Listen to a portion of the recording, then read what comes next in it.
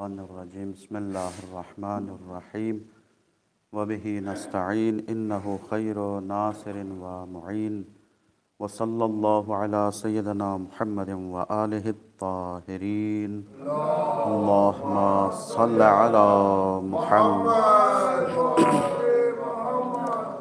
نماز گزاران عزیز، قرار یہی تھا کہ خطبہ نمبر 4 نہج البلاغہ کا اس کے اوپر روشنی ڈالی جائے تو علامہ ذیشان حیدر جوادی رحمۃ اللہ علیہ کے ترجمے اور شرح کے مطابق یہ خطبہ نمبر 4 پیج نمبر 42 میں ہے، آپ رجوع کر سکتے ہیں۔ اس خطبے کے بارے میں سید رضی رحمۃ اللہ علیہ نے لکھا ہے کہ ہی من افصح کلامہ، یہ خطبہ مولا کائنات کے فصیح ترین خطبوں میں سے ایک ہے، شاہکار خطبوں میں سے ایک ہے۔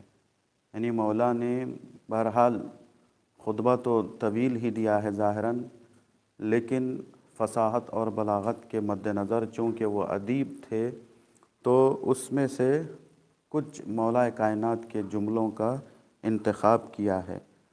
اور اس خطبے میں کیا ہے؟ وَفِيهَا يَعِظُ النَّاسِ وَيَهْدِيهِمْ مِنْ ضَلَالَتِهِمْ، تو اس خطبے میں مولا کائنات نے لوگوں کو نصیحت کی ہے۔ وعظ جو نصیحت کے معنی میں استعمال ہوتا ہے، وَيَهْدِيهِمْ اور لوگوں کی ہدایت سے متعلق باتیں بتائی ہیں۔ تو پہلا جملہ مولا کائنات یہ بیان کرتے ہیں، بنا اہتدیتم فی الظلماء، اے لوگو تم نے ہمارے سبب، ہماری وجہ سے ہدایت حاصل کی ہے۔ بنا اہتدیتم، تو کیا بات یہاں پر نہیں رکی؟ مولا کائنات بیان فرماتے ہیں فی الظلماء، یعنی رات کی تاریکیوں میں، اندھیروں میں تم نے جو ہدایت پائی ہے تو وہ ہماری وجہ سے ہدایت پائی ہے۔ بنا میں جو با ہے، یہ بنا دو الگ الگ، بے اور نا، تو با اسے باء سببیت کہا جاتا ہے۔ یعنی مولا کائنات بیان کر رہے ہیں کہ تمہاری ہدایت کا سبب ہم ہیں، ہماری وجہ سے تم نے ہدایت پائی ہے۔ اور اللہ نے ہدایت کے لیے ہمارا ہی انتخاب کیا ہے، اور ہم ہی کو چراغ ہدایت، جسے ہم لوگ مشعل راہ کے نام سے یاد کرتے ہیں، قرار دیا ہے۔ خلاصہ یہ کہ اصلی ہدایت ہمارا دامن تھام لینے میں ہی ہے۔ یعنی اگر تم لوگ واقعاً چاہتے ہو کہ ہدایت پا جاؤ تو ہمارا دامن تھامنا ہوگا، اور اگر ہم سے جڑے رہو گے تبھی تم ہدایت پاتے رہو گے۔ اچھا، اب یہاں پر ایک یہ ہے، مولا کائنات کس سے مخاطب ہو رہے ہیں؟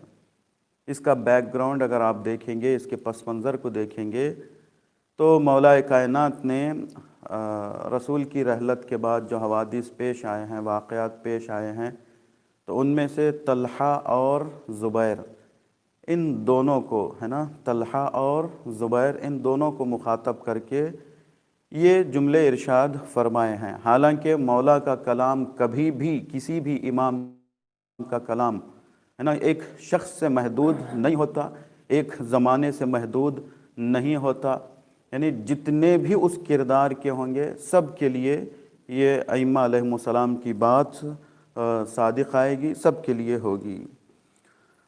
تو میں 2-3 منٹ میں اگر ہو سکے تو بتا دوں کہ یہ طلحہ اور زبیر کون ہے۔ ہم لوگ تو ویسے جا کے الگ سے تحقیق وغیرہ نہیں کریں گے، آپ کے ذہن میں ایک خاکہ رہے کہ یہ طلحہ اور زبیر کون ہیں۔ تو میں آپ کی خدمت میں عرض کر دوں، طلحہ کا نام تو طلحہ ہی ہے، طلحہ بن عبید اللہ ہے نا۔ یہ خلیفہ اول کے ذریعے سے اسلام لے کر آتے ہیں، ابتدائی مسلمانوں میں سے ہی ہیں ہے نا۔ اسلام رسول خدا کی بعثت کے قریب قریب ہی انہوں نے ایمان لایا ہے، اسلام لے کر آئے ہیں، اور اہل سنت ان کو عشرہ مبشرہ میں شمار کرتے ہیں۔ معلوم ہے عشرہ مبشرہ کیا ہے؟ وہ 10 لوگ جن کے بارے میں اللہ کے رسول نے جنت کی بشارت دی ہے، وہ 10 صحابی، 10 معلوم ہے، 10 مبشرہ یعنی خوشخبری دینا، جن کے بارے میں خوشخبری دی ہے۔ حالانکہ ان کے انجام کو دیکھیں گے تو جنت کے دور دور تک کوئی تصور ہی نہیں ہے۔ بہرحال وہ ان کے نزدیک جلیل القدر صحابی ہیں ہمارے اہل سنت بھائیوں کے نزدیک، تو 10 مبشرہ میں ان کو قرار دیتے ہیں۔ اچھا، اور ان کے 2 بیٹے تھے، محمد اور موسیٰ۔ محمد بھی انہی کے ساتھ جنگ جمل میں مارے گئے۔ جنگ جمل جو 36 ہجری میں واقع ہوئی تھی مولا کائنات کے مقابلے میں، وہ آپ کی نگاہوں میں ہے۔ تو ان کو جو جنگ جمل میں جس نے مارا ہے وہ خود انہی کے لشکر کا تھا، مروان بن حکم، اور اس کے سیاہ کارنامے الگ ہیں، پھر ہمارا وہ وقت بھی نہیں ہے، یہاں موضوع بھی نہیں ہے کہ اسے بیان کریں۔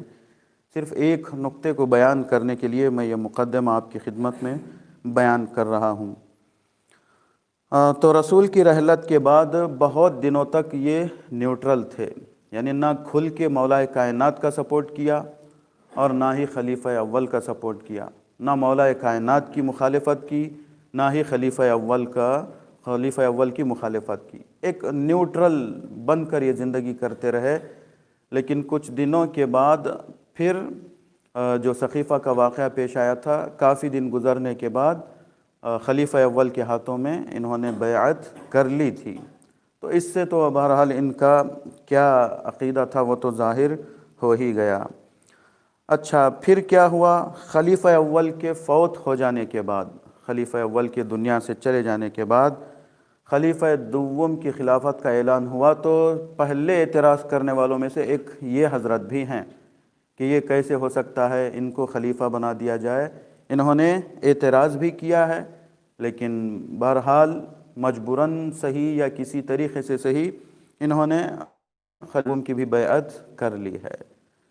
اور خلیفہ دوم کے بعد جب خلیفہ دوم نے اپنے بعد والے خلیفہ کے لیے ایک 6 آدمیوں کی شورا بنائی ہے نا، ایک 6 نفرہ شورا بنائی، اس میں سے یہ تھا کہ 4 لوگ جس کی طرف ہو جائیں گے وہ میرے بعد خلیفہ بنے گا۔ وہ پہلے سے طے تھا کہ کون کس کی، تو یہ اس وقت بھی ان کا نام آ گیا تھا 6 لوگوں میں سے، یعنی خلیفہ دوم کے بعد کون خلیفہ بنے گا، 6 لوگوں کی جو نام تھے اس میں سے ایک یہ حضرت کا بھی نام تھا۔ کس کا؟ جناب طلحہ کا۔ اچھا، ان کا نام تھا۔ بعد نتیجہ کیا ہوا کہ یہ مدینے کے باہر گئے ہوئے تھے، تو 5 ہی لوگ رہ گئے تھے، ہے نا، 6 لوگوں میں سے 5 لوگ رہ گئے تھے جب خلیفہ دوم کی وفات ہوئی تھی۔ تو اب یہ مدینہ جب تک کہ واپس آتے تب تک کہ خلیفہ سوم خلیفہ بن چکے تھے۔ تھوڑا اعتراض ان کے حوالے سے بھی کیا، لیکن خود ان کے بیٹے موسیٰ کہتے ہیں کہ بعد میں خلیفہ سوم نے ان کو ایک ہدیہ دیا 2 لاکھ دینار کا، ہے نا، 2 لاکھ دینار کا ہدیہ دیا، تو پھر دھیرے دھیرے دوستی بڑھ گئی۔ حالانکہ خلیفہ سوم کے بارے میں اعتراض کیا کرتے تھے، یہ بار بار ٹوکتے تھے ان کو، لیکن پھر بھی ایک طریقے سے جو ہے نا پیسہ وغیرہ لے کے مالدار بھی کافی بن گئے تھے، رسول کی رحلت کے بعد بہت بڑے مالدار بھی بن گئے تھے۔ تو یہ ان کی مختصر ہے۔ تو ان کی یہ کب دنیا سے گئے تھے؟ جنگ جمل میں 36 ہجری میں۔ تو اسی کے ساتھ جو زبیر، اللہ اکبر، یہ تو بہت ہی محترم شخصیت تھی رسول کے زمانے میں اور رسول کے بعد بھی۔ زبیر بن عوام ان کا نام بتایا جاتا ہے۔ یہ مشہور تاریخ اہل سنت کے اعتبار سے بھی 16 سال کی عمر میں ایمان لے کر آتے ہیں، 4 یا 5ویں آدمی ہیں۔ ان کا انجام دیکھیے، اللہ اکبر، 4 یا 5ویں آدمی ہیں جنہوں نے اسلام قبول کیا ہے۔ اتنے قریبی آدمی تھے، اور ہمیشہ رسول کی حمایت میں تلوار ان کی بلند رہتی تھی۔ رسول کے ساتھ اکثر جنگوں میں انہوں نے شرکت کی ہے نا، یعنی جیسے مولا کائنات نے شرکت کی ہے، वैसे ही तकरीबन सब नहीं तो 2-4 जंगों को छोड़ के अक्सर जंगों में इन्होंने शिरकत की है। रसूल की रहलत के बाद देखिए इनका किरदार कितना अजीब था, है ना। एक एतबार से मैं ये बात भी बता दूं कि रिश्तेदारी भी बाज़ वक्त काम नहीं आती है, हमेशा किरदार ही को इस्लाम अहमियत देता है। तो ये रसूल खुदा और मौला कायनात के फुफीज़ाद भाई भी थे, है ना। सुफ़ैया बिनते अब्दुल मुत्तलिब जो रसूल खुदा की भी फूफी हैं, मौला कायनात की भी फूफी हैं, है ना। तो ये उन्हीं के बेटे भी थे।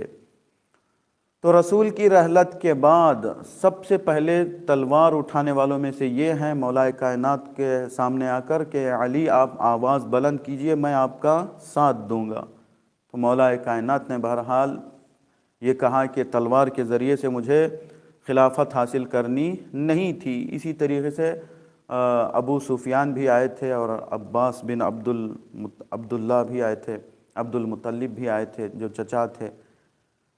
तो मौला कायनात ने सबको मना किया कि मुझे तलवार के ज़रिए से खिलाफत हासिल नहीं करनी थी, और अगर तलवार के ज़रिए से होना था तो मैं कब तुम्हारी तलवार का मोहताज था, है ना। मुझे तुम्हारी तलवार की ज़रूरत भी नहीं थी अगर मुझे हासिल करना होता। अच्छा, तो ये स्टार्टिंग में मौला कायनात के हामियों में से थे, फुल सपोर्टर, 100% जो है 180 डिग्री कहा जाए, 360 डिग्री कहा जाए, टोटल मौला कायनात के हामियों में से थे, इसमें कोई शक नहीं था। इतने करीबी आदमी थे कि एक मर्तबा मौला कायनात से शहज़ादी कहती हैं कि अली अगर आप क़ियाम करना चाहते हैं, क़ियाम का इरादा रखते हैं तो बताइए, मैं भैया ज़ुबैर से कहूँगी कि वो आपकी हिमायत करे। यानी फ़ातिमा ज़हरा को भी इनके ऊपर भरोसा था और इतने करीबी थे कि शहज़ादी की रहलत के बाद शहज़ादी ने वसीयत की थी जनाजे पर आने से रोकने के लिए, लेकिन मौला कायनात ने इमाम हसन को भेजा है जनाब ज़ुबैर के पास कि आएँ जनाजे में शरीक हों। तो जिन लोगों ने शिरकत की है उनमें से एक ज़ुबैर बिन अवाम भी हैं। तो ऐसे तलवार के इन्होंने कारनामे बताए थे रसूल के साथ रहकर, मौला कायनात के साथ रहकर, कि इनको सैफुल इस्लाम का टाइटल दिया गया है, द स्वॉर्ड ऑफ इस्लाम, है ना।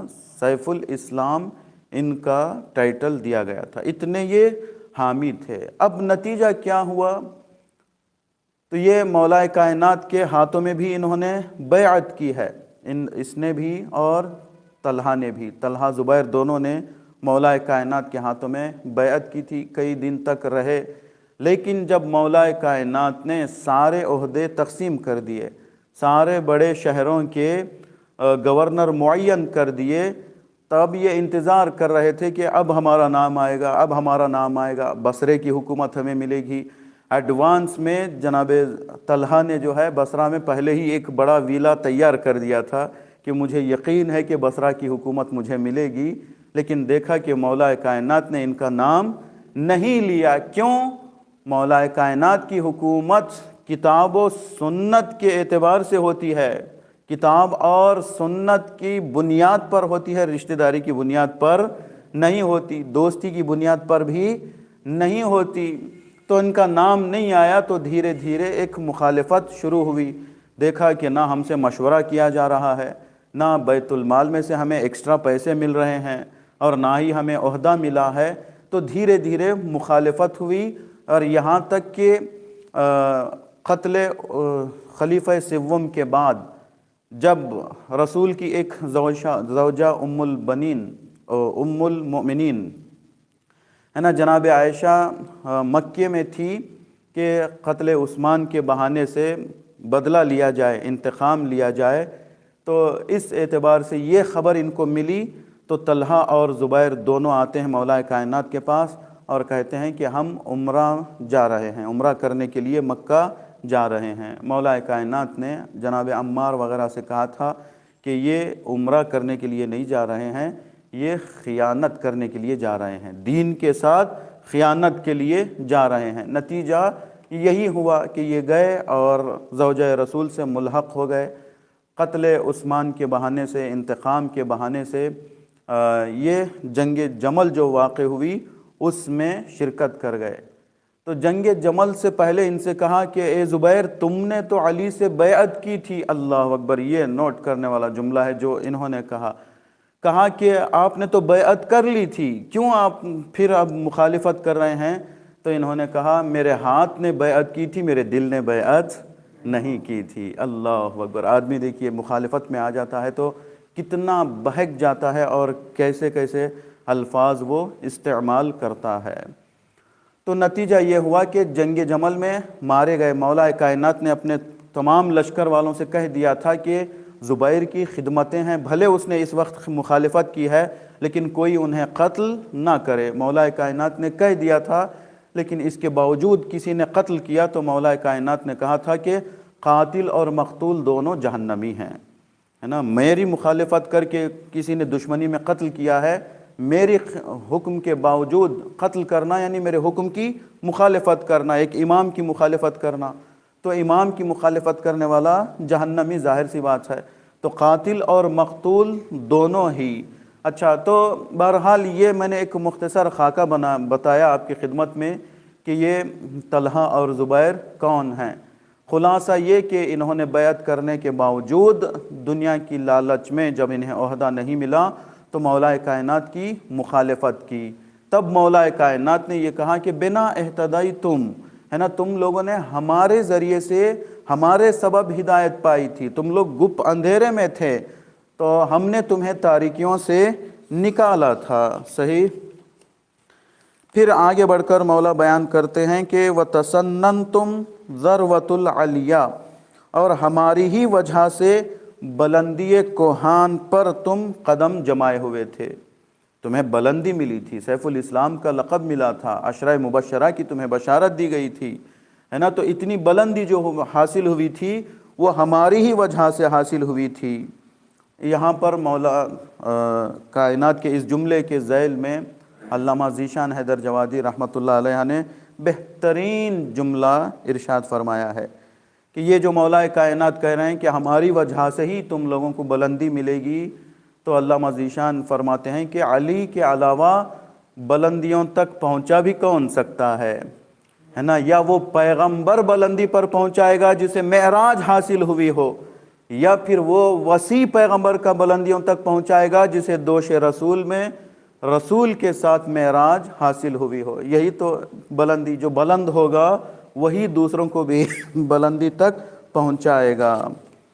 اور اگلا جملہ بیان کرتے ہیں وَبِنَا أَفْجَرْتُمْ عَنِ السَّرَارِ، اللہ اکبر، یعنی ہماری ہی وجہ سے اندھیری راتوں میں اجالے کی طرف باہر آئے ہو، یعنی تم لوگ گھپ اندھیرے میں تھے، گھٹا ٹوپ اندھیرے میں تھے، تو تمہیں چراغ ہدایت کے طور پر اللہ نے ہمارا انتخاب کیا، ہمارا چراغ روشن ہوا تو تم چراغ دیکھ کر ہدایت پائے ہو، ہے نا۔ پھر آخر میں ان کا انجام کیا ہوا اس کی طرف بھی مولا اشارہ کریں گے۔ بس آخری بات یہاں پر یہ سرار جو مولا متقیان نے جملہ استعمال کیا ہے، لفظ استعمال کیا ہے وَبِنَا أَفْجَرْتُمْ عَنِ السِّرَارِ، تو اس سے مراد کیا ہے؟ سرار سے مراد علامہ ذیشان حیدر جوادی نقل کرتے ہیں کہ مہینے کی آخری راتوں کے بعد جو چاند نظر آتا ہے اس شب کو سرار کہا جاتا ہے۔ یعنی پہلے چاند کیا ہے؟